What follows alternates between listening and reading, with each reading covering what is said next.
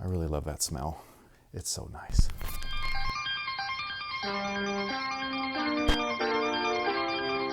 Hey, what's going on, guys? My name's Chris. Welcome back to the official WearTesters.com YouTube channel, and today we've got a detailed look and breakdown on these bad boys right here. This is the Air Jordan 4 SB, or if you're looking at the box label, it says Air Jordan 4 SP, and that stands for Special Projects. The special project in this particular instance would be the shoe in collaboration with the Nike SB department.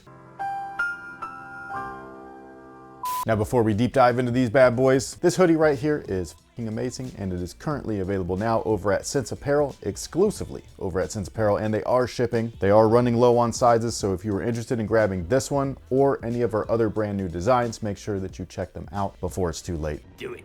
Now, as for the shoes, we actually have the original Nike SB to thank for the way that the shoe looks currently, at least the Air Jordan 4s as we now know them, even though those of you guys that were around in the 80s, 1989 to be exact, that is how you've always known them. But this right here, or I should say the green pair, it took a separate department from a separate brand. Technically, I know that Nike owns Nike SB and that, you know, Jordan is a subdivision of Nike and things like that, but they are run independently of one another. And I'm not talking about Nike SB, I'm talking about Jordan Brand and Nike in general. But it took the Nike SB team to really revamp what we now know as the Air Jordan 4 in terms of shape and all of that stuff. So, you know, hats off to the team that actually created or recreated the Air Jordan 4 in the proper way. And they reshaped them, they retooled them, they did everything, dude. Like, they really did kick ass, and I love it because these look so good, and every Air Jordan 4 damn near since has looked amazing. And I'm so excited for the white cements. I know I keep saying this, but I am. It's my favorite shoe and my favorite colorway. Can't wait. Now, the outsole on these guys is really pretty, I gotta say. It's very plain. It's just, you know, white with a little hint of red and then a touch of gum rubber, but the gum rubber is just a little bit different than what they used on the green pair. It's kind of brighter.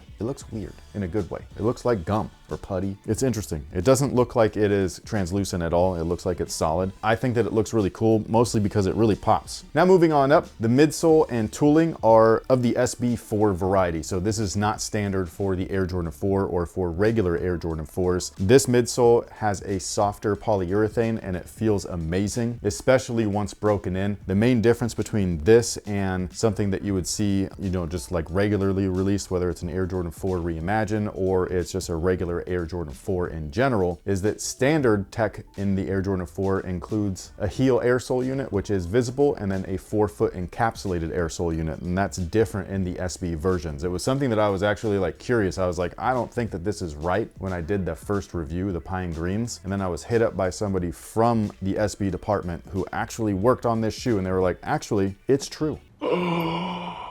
So yeah, they actually retooled the 4-foot. They did remove the air sole unit. Obviously, they kept the rear air sole unit, so that's still there. But instead, they changed the 4-foot area out to pour-on, and pour-on just feels really good, and that's really the difference maker there. So not only does it give you a little bit more board feel, because this is a skateboarding shoe at this point, or at least they tried to make it a skateboarding shoe, skateboard friendly, but it's also just a little bit more cushioned in comparison to standard polyurethane, even when it is more comfortable like this one happens to be. I think that what they did is really cool. I'm not gonna say that like I would love to play in something like this, because, you know, I have done that before. You can check our performance review, and 4s are still kind of clunky even with these changes. But for riding something like a skateboard, I think that it's cool. But yeah, those are the tech specs. It's a pour-on 4-foot polyurethane midsole and a visible air sole unit in the rear. And then sitting on top of all of that is a Dreamcell insole. Not my favorite, but it is what it is. You can always take this out and swap it out for anything else that you'd like. My recommendation would be a Move baseline insole. Now, moving on up, the upper is fantastic, just as the midsole cushion is. We've got leather and suede on these guys, just like the Pine Greens. I will say that the leather is a little bit different than that one. That one had a little bit more of a texture to it. This one's pretty smooth. It is still really soft. It feels good. I'm not gonna say that it's premium or anything like that, but in terms of Jordan Brand standards, it's pretty close. On top of that, the suede feels awesome. This is great just for gripping grip tape, so flick tricks, good to go. They still have a lot of the Air Jordan 4 isms that you would expect on the Air Jordan 4. So you got the side netting as well as on the tongue. Behind that is a textile mesh so that you got ventilation there. You also have the rubberized or plastic eyelets at the 4-foot as well as the lockdown wings. Those are different from standard Air Jordan 4 releases. They are much more gummy and softer, you know what I mean? Like they feel like a really light and gummy rubber.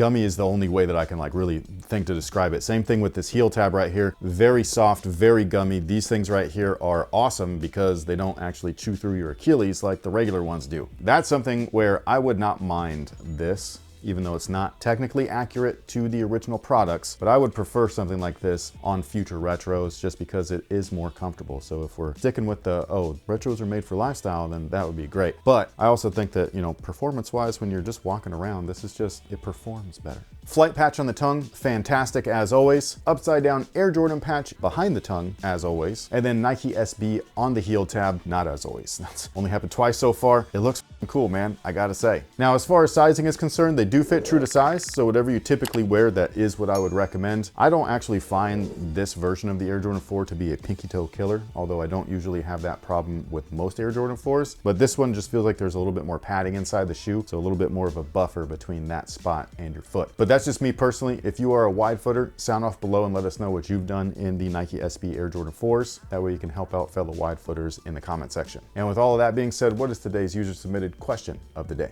Okay, so we just dropped a video where we went over the new Eris Aurora Super insoles. People want to know, do you prefer the Eris brand insoles over Move or Move over Eris? Which one's the go-to now? I think I did see that question, and just to elaborate slightly on what they were asking, I do not call these super insoles. The brand itself calls these super insoles, so that's why it says super insoles in quotations on the thumbnail. The brand considers their insole to be a super insole. I think it's because the technology that they're using in this are used in super shoes, like the super runners, you know what I mean? So I think that that's what they're pointing towards and things like that. So if you watch that video, first off, thank you. Second off, this brand started by creating carbon stuff for other companies, and then they decided to make an insole. So that's just, you know, what they're doing. So applying what they've already made for others and then applying it to their own products, or making a product specifically with their own product, is what they're doing. As far as like what I prefer personally, I don't have my baselines in here because they are in my Kobe's right now, and I wear those for leagues and basketball all the time. So which one do I personally prefer? I still prefer the Move. It's cheaper, so it's more affordable. And I also like the way that that foam feels a little bit more than this one right here. This is P-back, so this takes a little bit of time to break in. I also don't usually need the carbon stuff. So when I'm using something, whether it's a Move for casual use or for performance, I'm relying on the product of the shoe that I'm putting the insole in to provide that stuff for me. And when I'm doing that, I'm putting them in Kobe's and things like that. And those already have shank plates and torsion plates. So I don't need all of that in there additionally, but some people do, so that's where Move has different options. They've got the baseline, they've got the Game Day Pro, the All Day, all that stuff, and then now we have this one by Eris, and it's their super insole. So, you know, I just don't need a plate like this, which is again why I like the baseline. The baseline doesn't have anything in it, it's real basic. So yeah, if I'm going to replace this Nike SB Dream Cell insole, you see how like cheap and flat and all that stuff is? The baseline's the closest thing to this, but the foam is better. So I'm gonna put that in something like this, and I'm gonna be great. I don't want all of this in there. I do think that they're both great insoles, but that's also why we review products and stuff like this, because people are interested. Why is this thing so expensive, and what does it do for me? You know what I mean? So we have a pair, we test them, we review them, and we give out information for free. That's just what we do. But with all of that being said, sound off below and let us know what you think about the Nike SB Air Jordan 4 in this brand new colorway. Do you think that these are dope, or do you like, nah, this is not my thing, I prefer OGs only? Although they're coming out with some great, they're not Nike SBs, but some great new Air Jordan 4 colorways. They look fantastic. Hopefully we can talk about them soon. But with all that being said, thank you so much for being here. Thank you so much for watching. We will catch you guys in the next one. So until then, y'all have a good one.